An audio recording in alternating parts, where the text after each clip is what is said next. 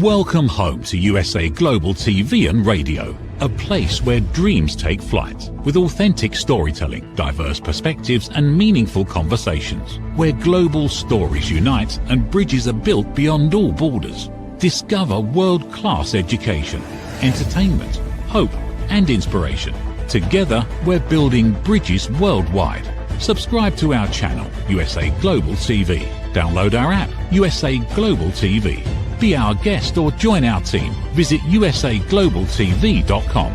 Thanks to our founder and executive producer, Dr. Jacalyn Kerbeck. Music score by Yeffy Tang from Cloud Road Music. Voiceover artist Mike Porter. Creative direction by Paul Garcia. USA Global TV and Radio. Your home for global connection. All rights reserved. This video and its contents are the exclusive property of USA Global TV and Radio. Unauthorized use, duplication or redistribution in any form is strictly prohibited. To all of our business owners and or leaders out there, those of you who have the capacity to bring someone new into your organization, would you hire the version of you from last year? What an interesting question. When we are in a position where we can bring new people on board, sometimes we have a list of skills, qualities, education, expectations that we are looking for in order to bring them into our culture.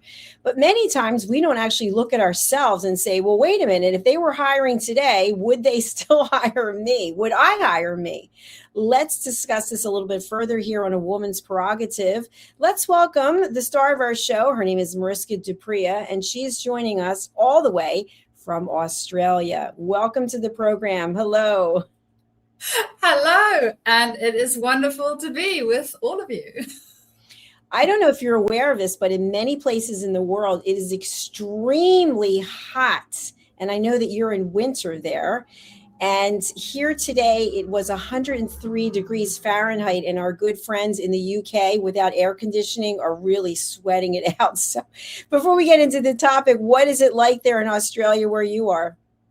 A lot more chilly. So as the Northern Hemisphere, where you are at, are experiencing extreme heats, we are in winter.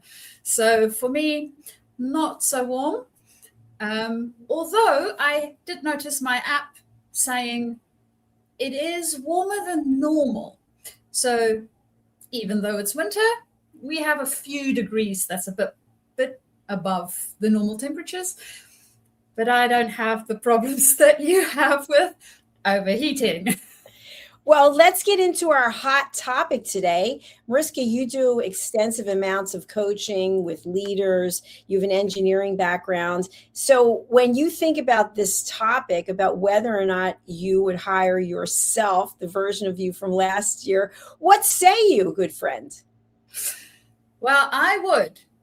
And the reason I say I would is because I actually noticed for myself the amount of growth I've been doing since last year. And I know that it's not something that we necessarily always have as a KPI or something that's very tangible that you can say, well, I am right here, right now, and have it marked on a little map of some sort, and then go a year from now and then see how much we have grown and changed. Sometimes some of it might be intentional. So we might think, well, I want to grow this specific skill or change this behavior potentially, and we have some intentionality about it. Now, being in a growth profession, yes, there is intentionality about it, and I did study a whole bunch of things and continued learning. But the thing that I found really interesting, and something that me and my husband actually spoke about, was the philosophy that we live according to, the belief system that you employ. And I actually noticed that changed for me since last year. And I know it's always evolving. We have a tendency to think that it's fixed, but it's not. It changes over time. But I don't think we really notice it because we are so ingrained in it all the time. It's a little bit like noticing when your puppy or kitten or child grows up, you don't notice it day by day. You notice it over time. And I think that's sort of what happened when I think about it. So yes, that's where I'm at the moment with this specific topic, Dr. Jacalyn. How about you? I would hire you. How do you feel about that? Come on board. I would definitely hire you. I've known you since 2019, and I've watched the evolution. And you were already pretty well set up and successful when I met you. So I've just seen continuous growth, which is really important because some people feel not even at the end of a decade that they've accomplished what they wanted to accomplish. And so when you're able to continuously evolve and grow, that's an exciting place to be. Very exciting place to be. And I know that you are also continuously evolving and growing and even helping some of the people on this platform to do that. So would you hire you now, seeing as you are a year further down the track? I would definitely hire me. I would hire 10 of me because I feel I'm very structured and very disciplined, as you know, and some people find that very boring. But for someone who is structured and disciplined, I get a lot done. I'm like a machine. And so I don't have a lot of emotions that fear I'm not going to get it done. I'm not going to be successful at whatever it is that I'm doing because I don't spend the time dwelling on it. I get it done. Yes. So we just need to climb 10 more of you and then you will be sorted out. And 10 of you, 20 of us, and we're ready to take over. Well, I'm not so sure whether I want another one of me. We might have too much fun. Imagine that. I mean, that's a great point too. So when you think about hiring someone, how much of their personality do you want to be fun, energetic, spontaneous versus structure, discipline? That's a good question. Thank you. I think for me, so one of the things that I'm doing at the moment is I'm on a board for a volunteer group, and we are moving into our next phase where I'll be leading our team. And what I am doing in that space is looking at what not only the skill sets that the person is bringing to the table, because those are important, but also what's the energy that we need in the team and for what it is that we are trying to accomplish.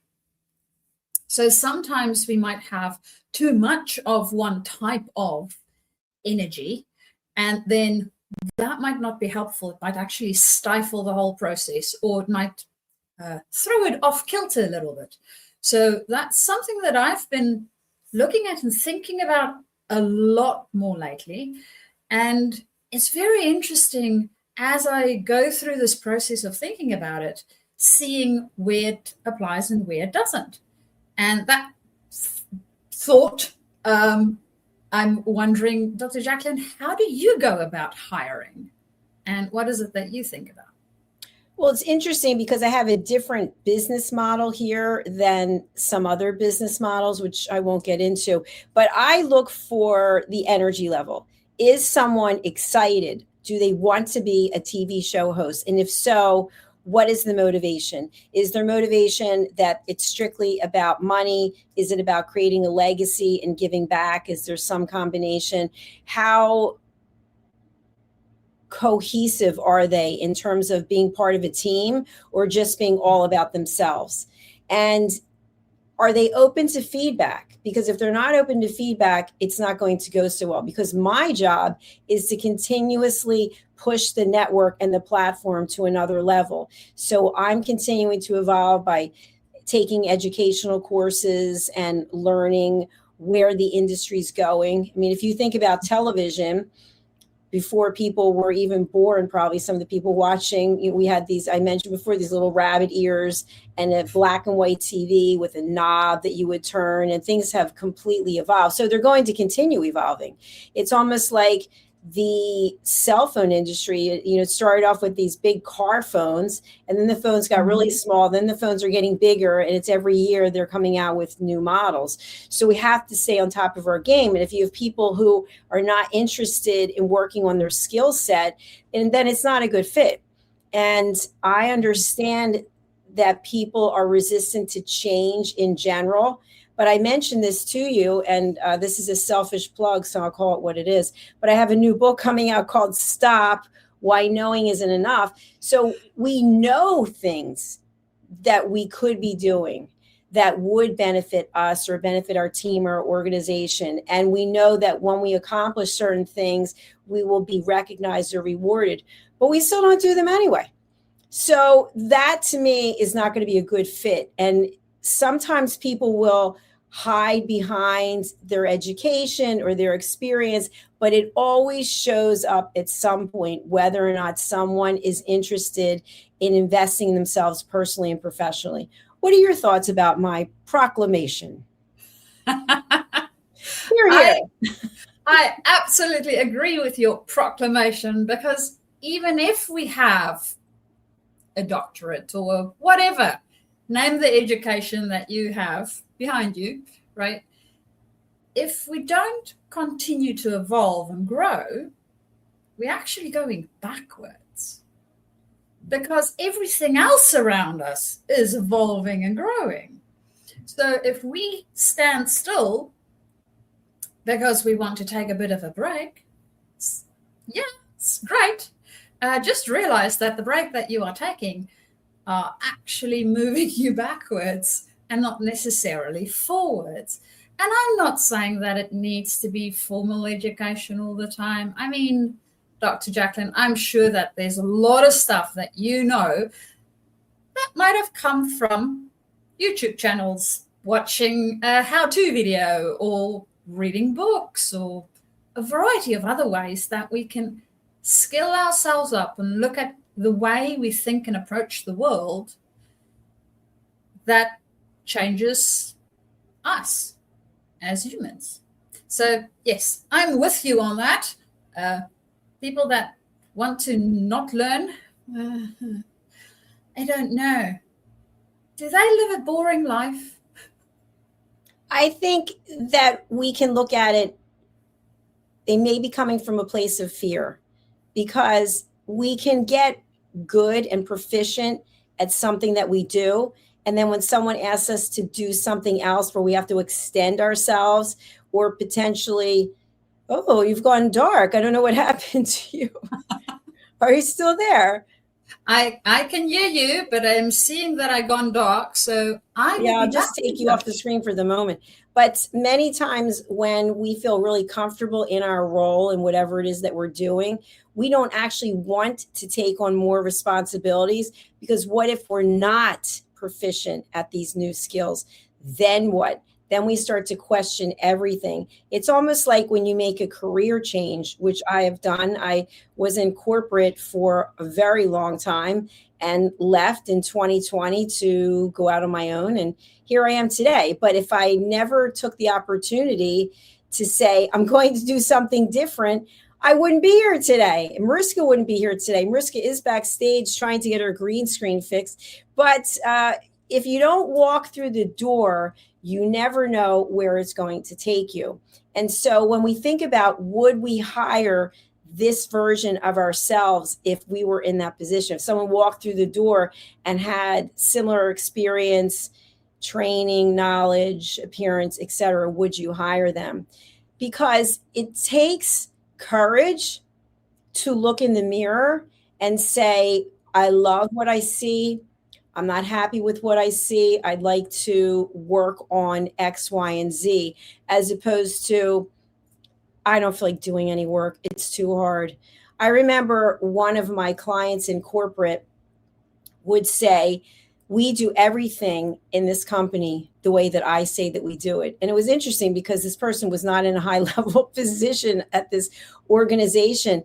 And it was kind of, well, have you looked at the perspective from your executives, the people who actually own the budget and sign the contract? And the person said, no, I'm just going to do it the way that I do. And if they don't like me, then they'll get rid of me. So you can have that kind of mentality. Or you can also be someone who likes to think out of the box, and whatever the rules are, you're constantly looking to bend them or extend them, whatever the case may be. So we have a certain comfort zone with who we are personally and professionally. And when it comes to exploring how we could extend our knowledge, try something new, there is that element of fear. For any of you out there who work out, you might do the same routine. I see it all the time at the gym.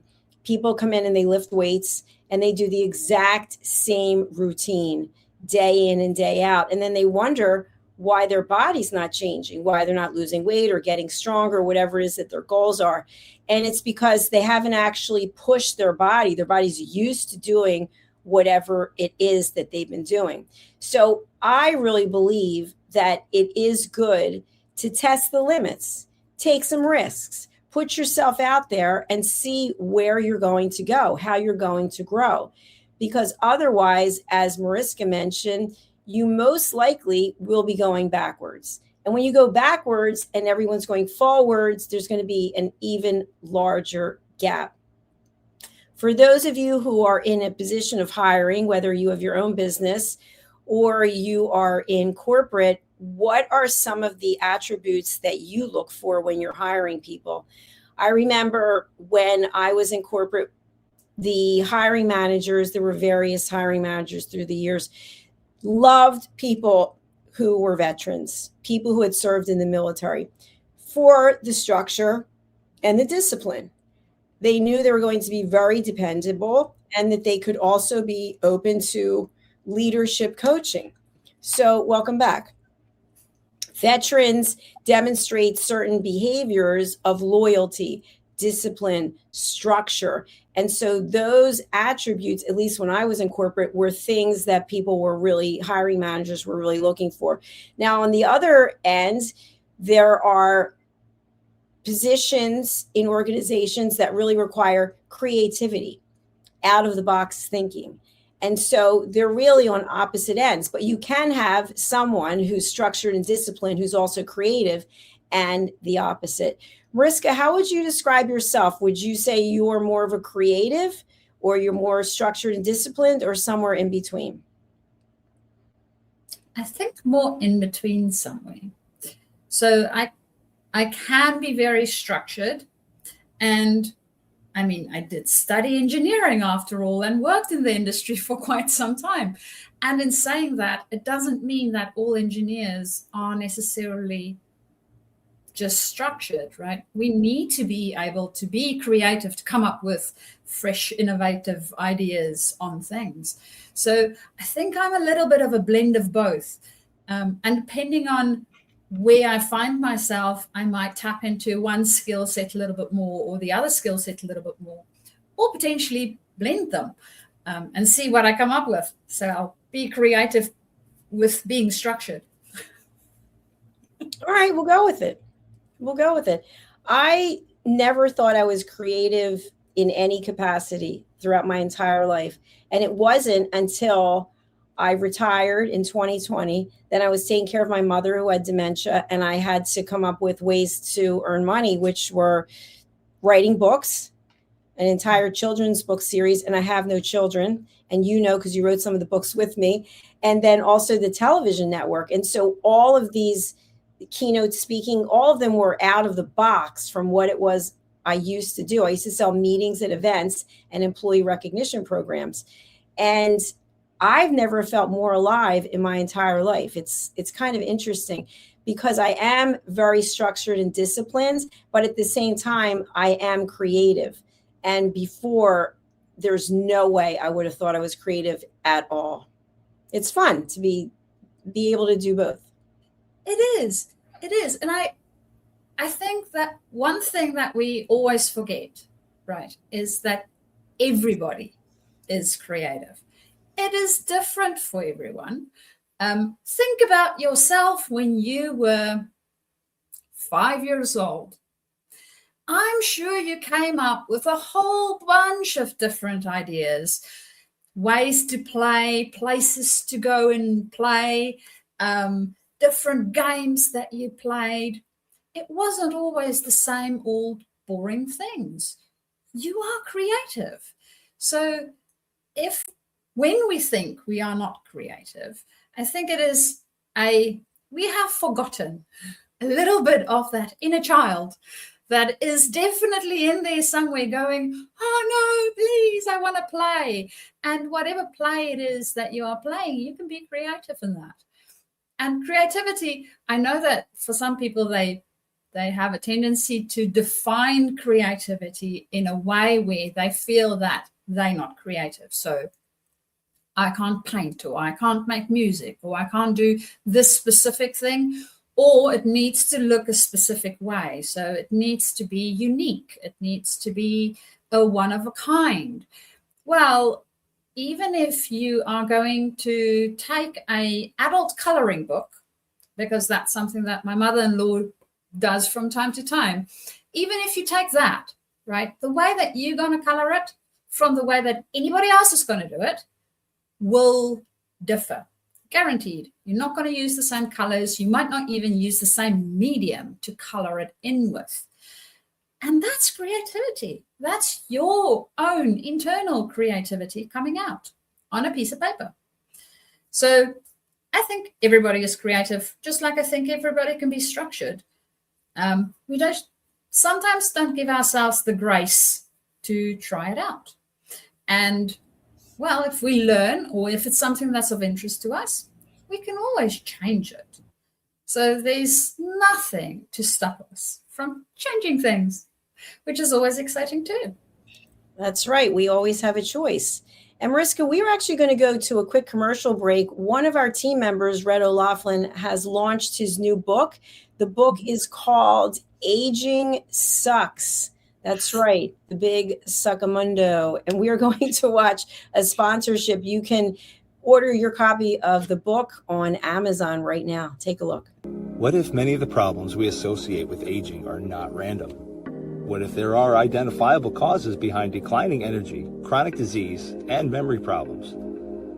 We have been told that aging is simply something we must accept, that slowing down is normal, that growing older means growing weaker. But what if that's only part of the story? Why do some people remain active and engaged well into their later years? Why do others struggle with disease, fatigue, and declining health? What is happening beneath the surface? What processes drive aging?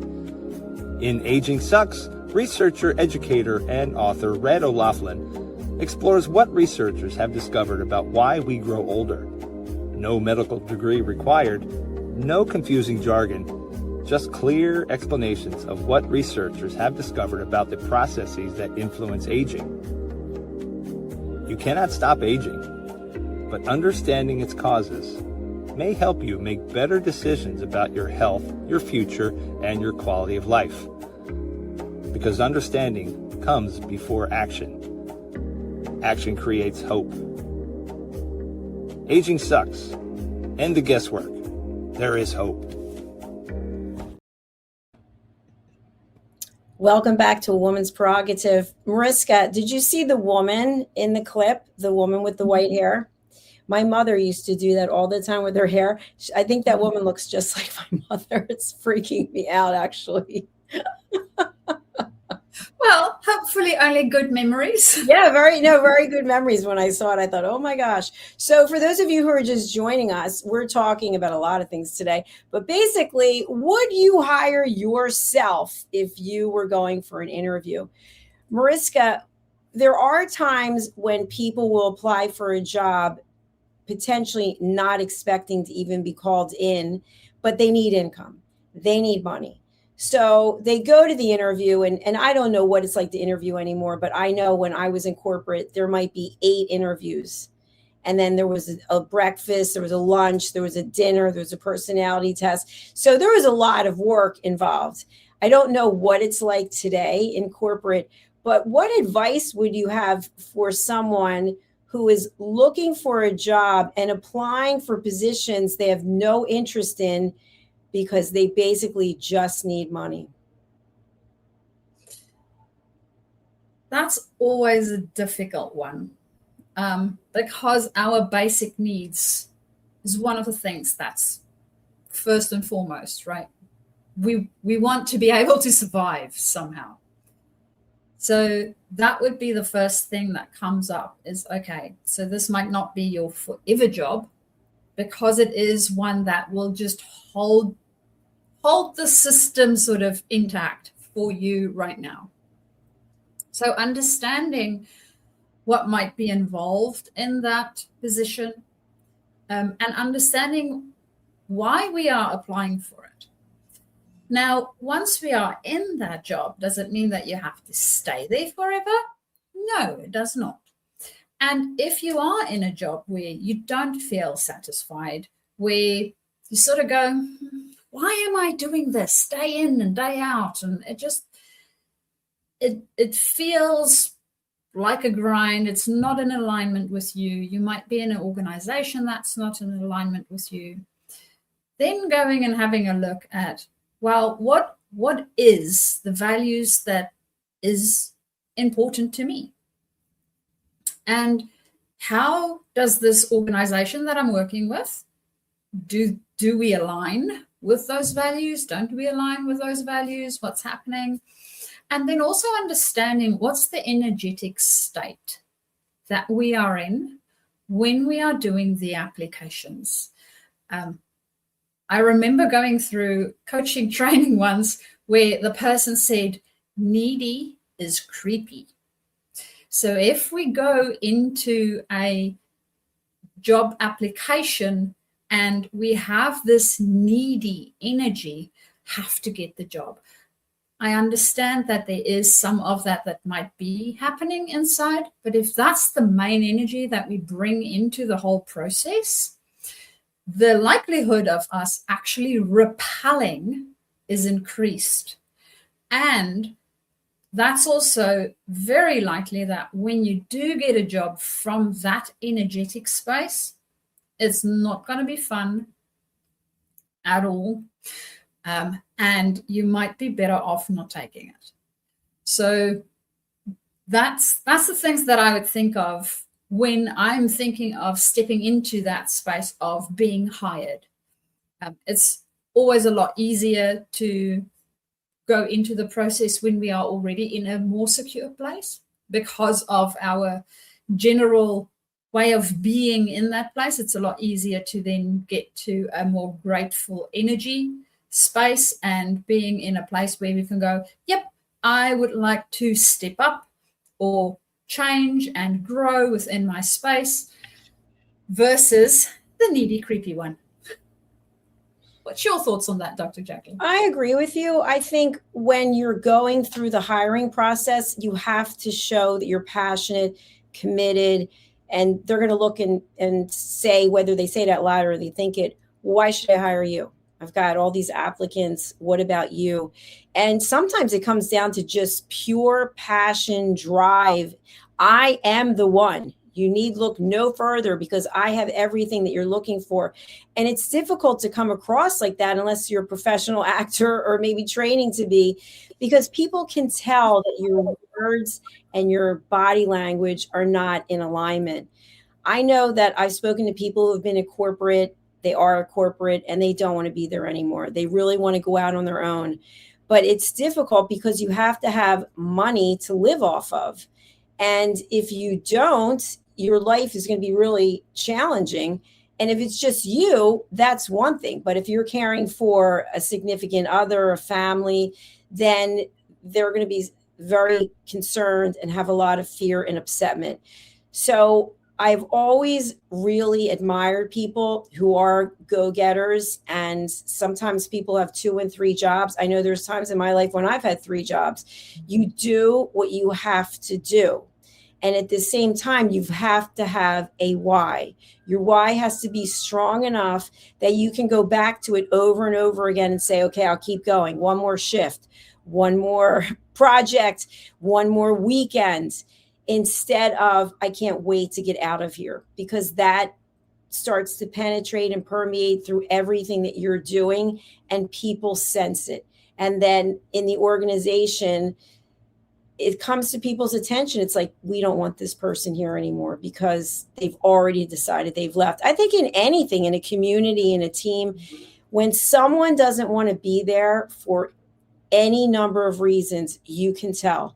And then that person is like a poison in the organization, because they're just walking around. Either they are professing negativity, looking to bring other people to where they are, or they're not saying anything, but their lack of commitment, lack of follow through is showing up. They're my thoughts. Well, it's interesting with the lack of commitment and the follow through. They actually did some research where they noticed that when people are negative and actually putting the thing down is better than when they have apathy. Because with apathy, you don't know whether they're good or bad, and they don't say anything about it either. It's just this void. And I don't know about you, Dr. Jacalyn, but most people I know do not function well in voids. No, it's a big black hole. Exactly. It's sort of to what you're saying. My interpretation is, you don't know what the person's thinking, but they definitely are not contributing. Like, if you think of the bell-shaped curve and you've got the 80% and the 10 and the 10, the 10% at the one end are barely functioning. They're like zombies coming into work. They've already checked out. They're just getting the paycheck. And then that top 10%, they're the top performers that they don't need any carrots dangling. They're going to show up and do what it is they do. But if you can get that 80% to move, hopefully towards the A performers, then that really says a lot. And so that also comes into tapping into what it is that drives a person. And so when you look at who you're hiring, how will they fit into the culture that has been created? Or maybe the culture is stale and it needs a little kick in the butt and you need some new energy coming in. But Mariska, have you ever been at a networking function or maybe even a family gathering, and there's a certain energy in the air, and then someone comes into the room and it's like, wow, everything just changed. You can just feel the negativity or the positivity, maybe taking it to a new level. It reminds me, well, when you said family function and this question around the energy changing in it, it made me think of my dad's side of the family. So when we think of family, and you have exposure to both sides of your family, so some to your mother's side of it and some to your father's side of it, you might notice how they are different. They have different things that they talk about and different ways that they're interacting. And when I think about my dad's side of the family, there is definitely this element where some of the family members can enter into a room and it changes it for a positive. They are very, not necessarily always lighthearted, but they are quick to laugh. They have a tendency to make jokes about things. Yes, they can be serious when serious things are needed or required, but when the tension needs to be lifted, or there's something that gets a little bit, we are taking ourselves a little bit too seriously, then they might crack a joke or say something that you sort of go, okay, yeah, that's a truth, but they say it in a way where it's easy to accept it and we don't feel aggrieved about it. So that definitely, people do have those energetic elements in them. And I know for some people, they try very hard to do it. And for some, it's a lot easier. It's a little bit like telling jokes. Some people can tell jokes, not a problem whatsoever, and it actually lands. And for some, like me, I do not do jokes. I'm sorry. They always fail horribly. So we're not going to see you at any stand-up comedy location, any club anytime soon. I might do improv, but I'm not so sure about stand-up comedy. I think that would be fun. If we lived in the same country, I'd love to do that. It would be fun to do improv. We used to have a TV show host who he has a school of improv, and he's done Curb Your Enthusiasm and a number of other things, writing for them. And I really enjoyed following him and watching his shows because they were all improv based. But if you think about it, if we all had some kind of improv training, it reminds me of Curb Your Enthusiasm, which, do you have that there in Australia? Yes, I think that's on one of the many channels. Well, if you think about having a TV show without a script, like we don't have a script here, but we're not doing situations and there are people walking in and, you know, we're not going into a restaurant, and it's a different kind of TV show. But there's something really special about not having everything structured and planned out. And I think if we were able to have improv training in our life, that it would really help all of us not take things so seriously and maybe look at things from a different aspect. I think it's really important to laugh.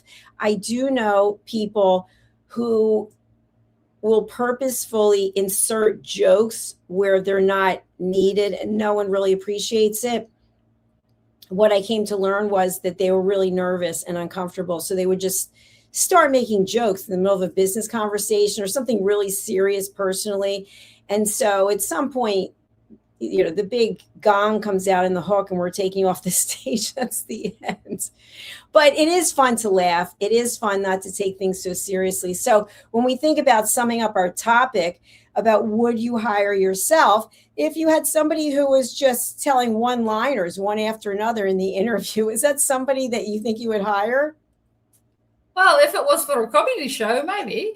But if it is for a work-related thing, most probably not. It's good to have a good sense of humor, and it's good to be able to laugh at ourselves. I think what I would find good is not necessarily the one-liners, but more if something happens, if something goes wrong, what's your first go-to, right? Do you get upset? Do you run around like a headless chicken? Do you go and hide? What is it that happens for you internally? Now, I know that there's a lot of this that we are still all working on. Don't get me wrong. I know I'm working on it myself too. And understanding what it is that when the pressure is high, but not that high. So I'm not talking about the building burning down, not that sort of pressure. But it's high enough that you might be uncomfortable. And of course, we all have different comfort levels. What is it that happens for you in that situation? And when we made a mistake, so whatever I did, I messed up, right? How do I handle that? Not only the admitting that I messed up, because that's a good quality to have, but can I actually laugh at myself? Am I able to go, yeah, okay, that was a bit dumb, and see where I made the mistakes? I'm also not saying be deprecating to yourself.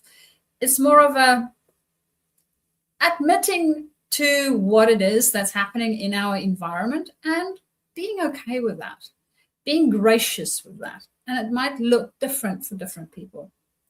But I do definitely appreciate a sense of humor and being able to not take life so seriously. I mean, stuff happens. Today, stuff happened. Apparently, Mercury is in retrograde and my technology does not want to work properly. As you can see, I am going into the background again. I didn't know it was Mercury retrograde again. Well, that's good to know. No signing contracts and technology changes. So on a serious note, it's time to say adios, au revoir, hasta la vega. To our friends at E360, thank you so much for watching as well. Mariska, before we get to where people can reach you, if you are watching on YouTube right now, we have 2 YouTube channels. Here they are. USA Global TV and Radio, and Dr. Jacalyn Kerbeck. Please do subscribe and ring that bell so you can be alerted to all of our new episodes. We have over 60 different shows. Some are live, some are in the archives. We're in 3 languages and in over 60 countries. So take that and enjoy. Mariska, what's the best way for people to reach out to you, and who should contact you? Well, let's start with the who should contact me first. So if you are within a leadership space and you are either moving into leadership or along your leadership journey, so up in leadership, that is people that can contact me, especially when you are going through some form of transition. So either you've moved organizations, or you're busy with a change project potentially, or as we mentioned today, you want to be able to hire yourself next year. That's a transition too. So in any of those cases, you are more than welcome to contact me, and you can do that via my website, which you can see there on the screen if you are watching in any of the visual platforms. My website is Journey, Journey, 2, discover.com. Or alternatively, you can also get me on my email, which is Mariska, Mariska, @journey2, Or you can also find me on LinkedIn. So on LinkedIn, if you are watching live or on a visual platform, you will see that's my profile, nice and easy, Mariska du Preez. And you can DM me, connect, and we can start our conversation from there, nice and easy. So that's how to contact me, and the who you already know. And that's it from me, Doug. Thank you, Dr. Jacalyn. Thank you, Mariska. I really enjoyed this episode. 5 years, we're going strong here, and I'm looking forward to next week. I think you're doing Talking Heads, yes? I think I might be. Yes, yeah, it's the second week. Second week of the month. Mm-hmm. Yes. So we will look forward to that. So thank you for being here, Mariska, and enjoy your winter day in Australia. All the best with the heat. Okay, thank you. Bye. Thank you to each and every one of you who continue to support us. Maybe you're new to our network. We provide world-class education, inspiration, and hope. And if you would like to get involved, if you think you have what it takes to join our team as a TV show host, take a look at this, and the information on how to contact us is included right here. People are searching for experts every day. Are they finding you? Or are they finding someone else? Every day, professionals are building authority through media. We've already built the platform. USA Global TV and Radio. Over 14,000 shows streamed to over 60 countries. This isn't about becoming famous. It's about leverage, visibility, credibility, opportunity. One interview, one conversation, one show, repurposed into content, connection, and business growth. Most people assume hosting a TV show requires a studio, a production team, and a massive budget. Our television packages begin at $1,500 US per month. Professional production, global distribution, replay visibility, built for voices with something to say. I'm Dr. Jacalyn Kerbeck, and if this resonates with you, we should talk. USA Global TV and Radio, all rights reserved. Contact us at info@usaglobaltv.com. Thank you, viewers and listeners of USA Global TV and Radio, for joining us today. We're honoured to have your time and attention as part of our global community. At USA Global TV and Radio, we believe in the power of authentic conversations, meaningful connections, and creating a world of possibilities together. Want to be part of something bigger? Join our team of elevated listeners at usaglobaltv.com, a space where your voice matters and your ability to listen transforms relationships. Stay connected with us across all our platforms for thought-provoking discussions, expert insights, and empowering stories. Subscribe to our channels at youtube.com/c/USA Global TV. Follow us on social media and explore the endless opportunities we're creating for growth, learning, and inspiration. Together, we're not just broadcasting, we're building bridges and changing lives one conversation at a time. For inquiries, contact us at info@usaglobaltv.com. Produced by Executive Producer and Director Dr. Jacalyn Kerbeck. Voiceover by Mike Porter. Creative Direction by Paul Garcia. All rights reserved. Visit usaglobaltv.com to view our full terms and conditions.